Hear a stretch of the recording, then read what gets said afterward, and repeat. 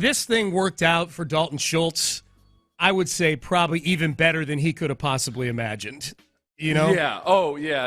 Especially with a rookie quarterback. That's what I'm saying. Never know. Yeah, like that the rookie quarterback turned into this, you know? Look, when rookie quarterbacks perform well these days, as often as not, probably more often than not, it's with a whole lot of running as well. It's when a quarterback can come in and use his legs really well to either improvise, extend, get himself out of trouble when he can't make his way through the progressions.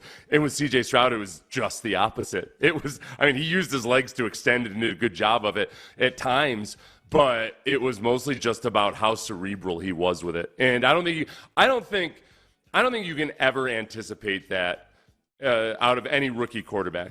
Andrew Luck was a brilliant prospect, went on to become a very, very good NFL quarterback, but in his first year, he threw a boatload of interceptions. He just, it took things out. CJ's stretch of no interceptions might be the most impressive part of all of that, because he was doing it while also averaging almost 8 yards per attempt. It wasn't a lot of rookie quarterbacks. They come in, they don't throw interceptions. Well, what are they doing? Like Mac Jones up in New England, a lot of dinking and dunking. Yeah. Let's just take a college game. We'll take a college offense and try to adapt it to the NFL a little bit. And it wasn't like that at all. So, yeah, that part of it. And then CJ stringing games together, like Dalton mentioned. I think the comparison that I was really hesitant to make at the time that I kind of forgot about, but I'll return to it now and double down on it, is a lot of CJ's rookie season felt a lot like Jordan's rookie season, where you're waiting for the opponents to make their adjustments now that they've got film on them, and then see how either Jordan or CJ does in adjusting to the adjustment. And it's really cool to watch, because Jordan did it brilliantly his first year.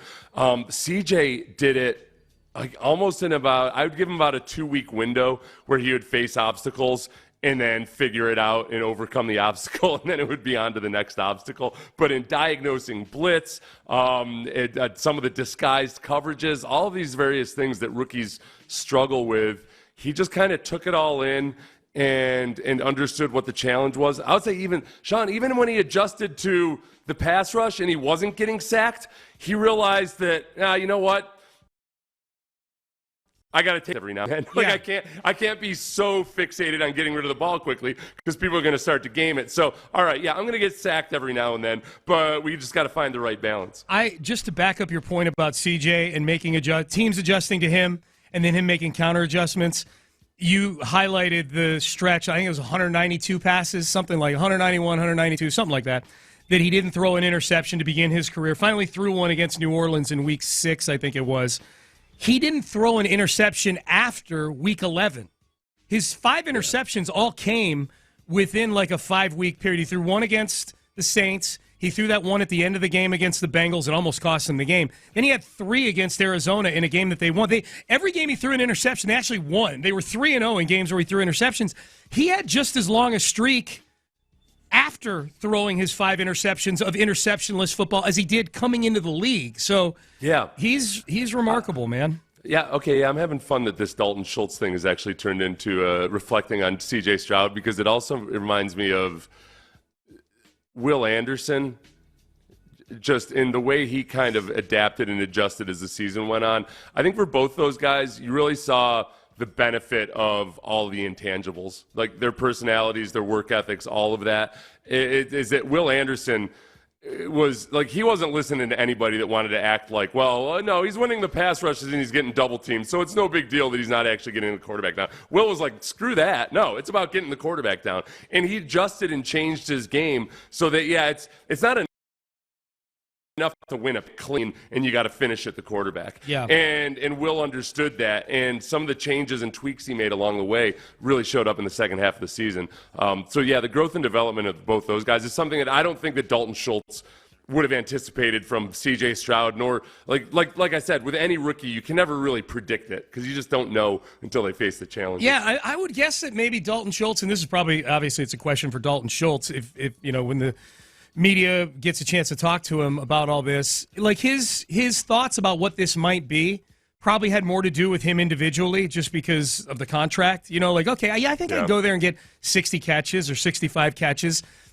In his wildest dreams, I don't think he thought they'd be 10-7, win the division, and he'd be playing with a quarterback who's the next big thing. You know, honestly, he may have been thinking, yeah, you know what? And their receivers, look, they got a rookie who's like 132 pounds, and they've got a guy who's always banged up. So I'll probably get a lot of targets. Maybe. If you had told him beforehand, hey, Nico and Tank are actually going to be really good this year, I don't know if he would have chosen the Texans. Maybe not. Regardless of anything else, he might have thought, oh, okay. No, I needed to go somewhere where I knew I was going to be a focal point. Yeah. I think this is a huge brick in the continuity, the C.J. Stroud continuity wall. Dalton Schultz coming back. And I think, too, like you look at it, Seth, Slowik coming back, Gerard Johnson coming back, Nico and Tank are here, obviously. The offensive line is same cast of characters, hopefully healthier, and a year in the system. That'll be better. Dalton Schultz coming back.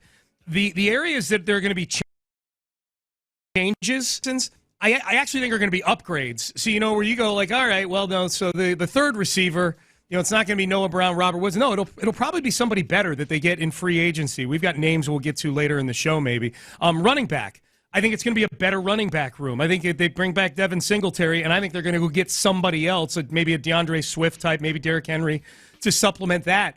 Oftentimes when the bricks get knocked out of the continuity wall for a quarterback at any stage of their growth, like think about Patrick Mahomes. Like the things Patrick Mahomes has to deal with when there's not continuity is having to take things that are really downgrades and make them better. You know, like CJ, it's all going to be either the same guys or more talented guys than the ones that were there last year, theoretically. And this is all part of a 2 or 3 year transition, too, with any young quarterback where you want to get him to the point where after you've paid him, he's the guy that makes guys around him better. You know, he's already at the point where you don't have to trade for a Tyreek Hill to find out what you have in him. You know, you don't have to be making excuses or actually making up entirely new criteria like, oh, he throws a catchable ball or any of that nonsense. Like, you can actually look at him and say, all right, we got 2 more years on his rookie contract, and by the time we get to the end of those 2 years, well, 2 years before they renegotiate his rookie contract, by the time we get to the end of that, and you know, 3 years, after 3 years, the cap figure will go up. We want to be sure that we can say goodbye to a receiver that maybe is getting high, making too much money, and CJ can turn a substandard tight end into a really good tight end, all of those things. And you can focus the money on defense or running back or whatever else it might be. Yep. Here is DeMeco Ryans. If you're wondering, okay, the Dalton Schultz signing just happened. If you're trying to kind of handicap this thing, I think there's 7 or 8 more guys that are in-house free agents that are on the board at least to come back as Houston Texans. But, I mean, DeMeco Ryans kind of put his cards on the table when it comes to his approach, what he feels the right way to look at free agency is. When you talk about free agents, when you have that firsthand look of the guys who you've spent day after day with, you know them. You know their strengths, you know their weaknesses, right? You know everything about the player. You know how they are when things get hot and heavy, like how do they handle it? So I think there is an advantage to, man, I know exactly who this guy is. I know exactly how he will respond, as opposed to reaching for someone you may on another team that you may not have much info about. So that's, I mean, like that's it right there. Like that's, you know, Dalton Schultz is the first of what I think are going to be a few of these guys. I think a handful that DeMeco definitely wants back. I think at least a couple of them will be back with the Texans. I like to know how a guy's going to respond when it gets hot and heavy too. Yeah, you just never know. That's the you don't want him to reach. That's for sure. Singletary, Cashman, Steven Nelson, Jonathan Grenard, Sheldon Rankins, Kaimi Fairbairn, and Cam Johnson. Those are the big ones. Those are the starters who are also free agents. Yeah. And I guess we could throw in there Denver, linebacker. It wasn't even with Cashman, I don't feel like that was ever like a written in pen spot on the depth chart or anything.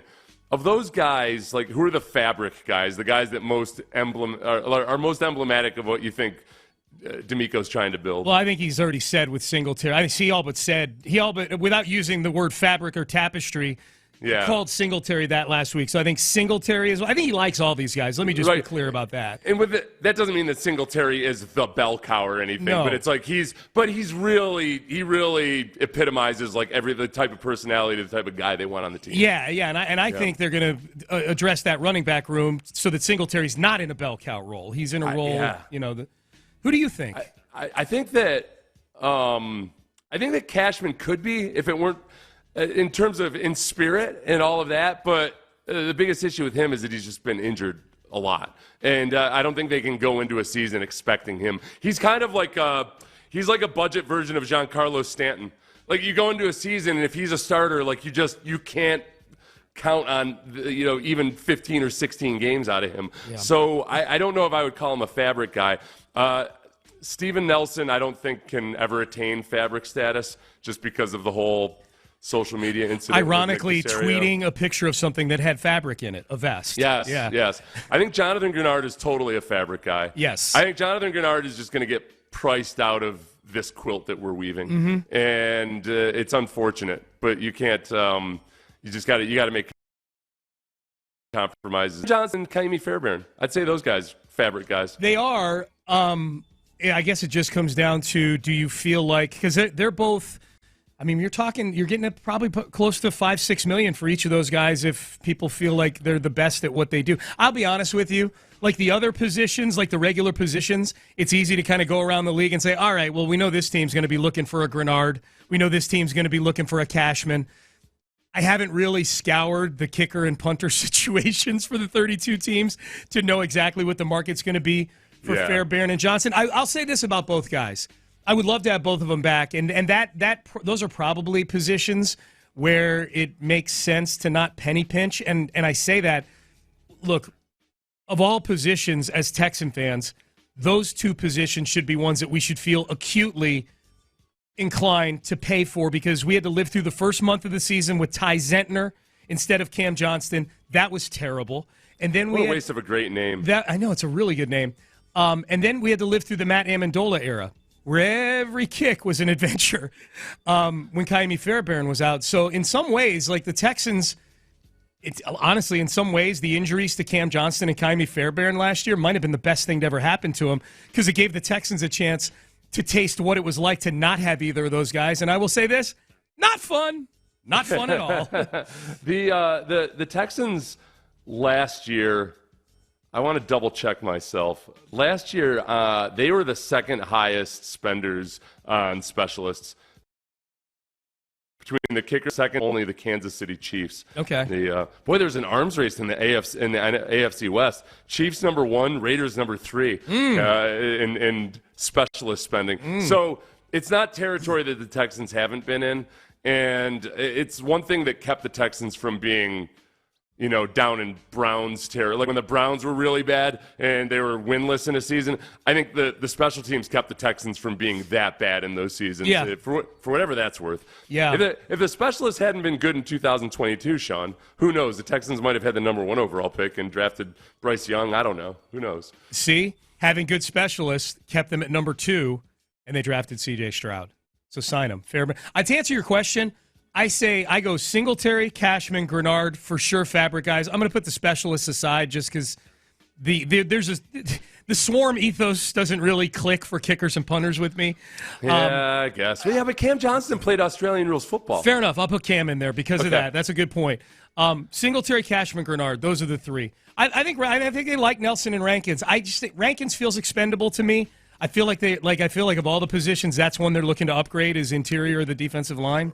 Well, when Bill O'Brien had that one quote the 1 year, which I think it was controversial. I liked it. I can't remember. Where he said, hey, the starting running back might not be on the roster right now. And he said that in, July, I think. And which is true. I think that they very much looked at running back like, hey, you can go out and find a Singletary or somebody like that at any given time. I can't remember which running back it was at the time. It was Carlos Hyde. They went and traded for. He went training camp in 2019, and then he traded for Carlos Hyde and immediately anointed him as starting running back. Look at you with your steel trap memory. Yeah, man. And I shouldn't be that impressed by you remembering something from 4 or 5 years ago, but still, Sean, it's Thank impressive. you. I appreciate it. So I think likewise, I think they feel that way about maybe a Sheldon Rankins. Yeah. You know, the guys that you get on a 1-year deal that are that were already veterans. You know, they were out there in free agency. They were veterans.